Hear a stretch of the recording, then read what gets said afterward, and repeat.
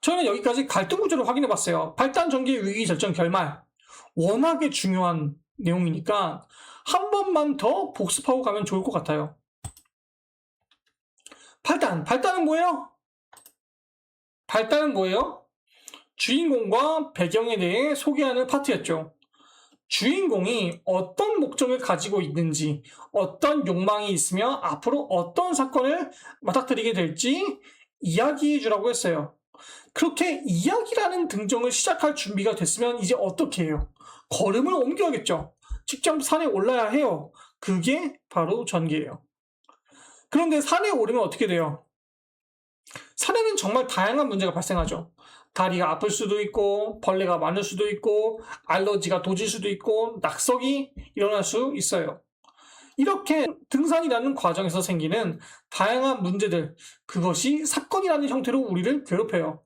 하지만 우리는 그 모든 것들을 이겨내고 계속해 나아가죠. 그러다가 갑자기 기존까지와 차원이 다른 문제가 생겨요. 그게 뭐예요? 호랑이가 출현한 거야. 호랑이가 출현해서 동료를 물고 갔어요. 어때요? 그냥 벌레 물리고 다리 아픈 거랑 차원이 다른 문제죠. 바로 이게 위기예요. 지금까지 겪었던 것보다 훨씬 높은 수준의 갈등. 그럼 여러분은 여기서 어떻게 해요? 물려간 동료를 찾으러 떠나야겠죠. 그것으로 새로운 목표가 설정되고 주인공은 단순히 등산이었던 목적에서 호랑이에게서 동료를 구한다는 목적으로 넘어가요. 그리고 호랑이 굴을 찾기 위해서 계곡을 건너고 늑대를 물리치고 독버섯에서 살아남은 끝에 마침내 호랑이랑 마주하게 되겠죠. 그게 바로 절정 파트예요. 호랑이랑 마주했어. 거기서 주인공은 선택을 하게 돼요. 막상 호랑이를 눈앞에 두니 너무 빡세네? 그냥 돌아갈까? 동료 구하자고 나도 죽을 수는 없잖아. 이거 1+1 아니야?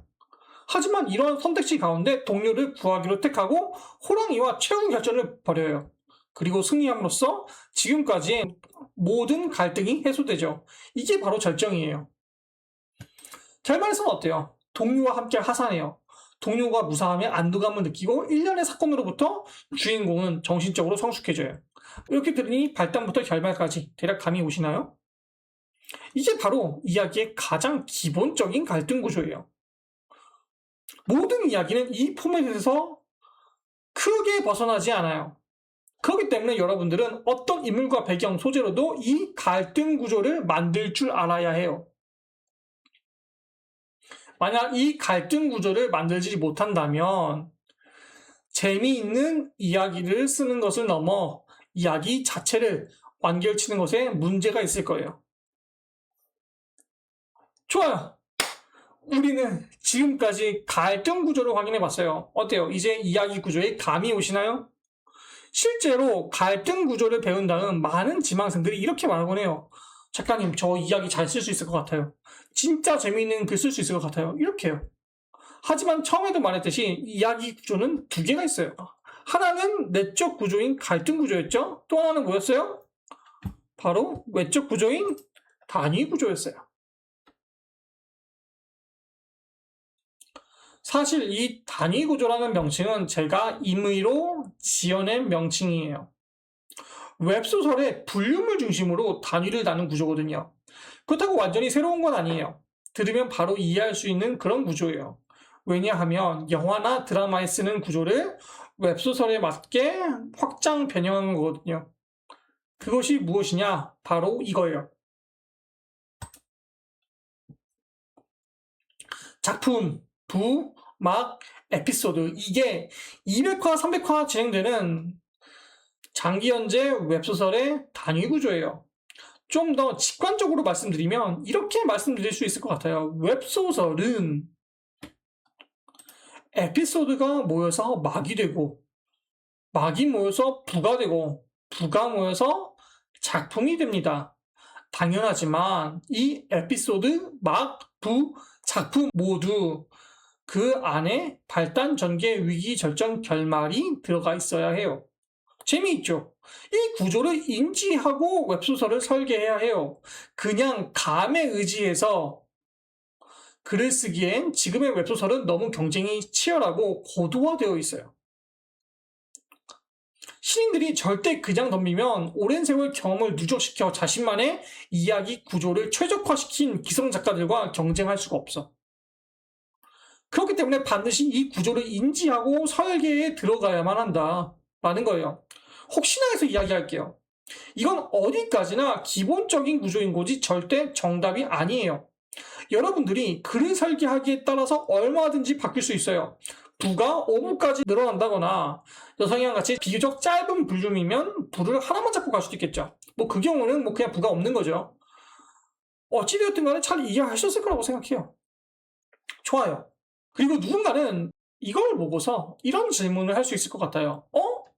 작가님, 에피소드가 끝인가요?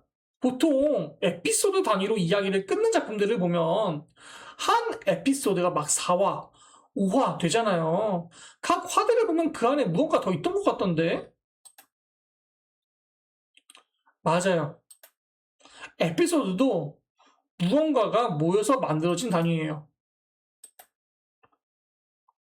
그럼 뭐가 모여서 에피소드가 되었을까요?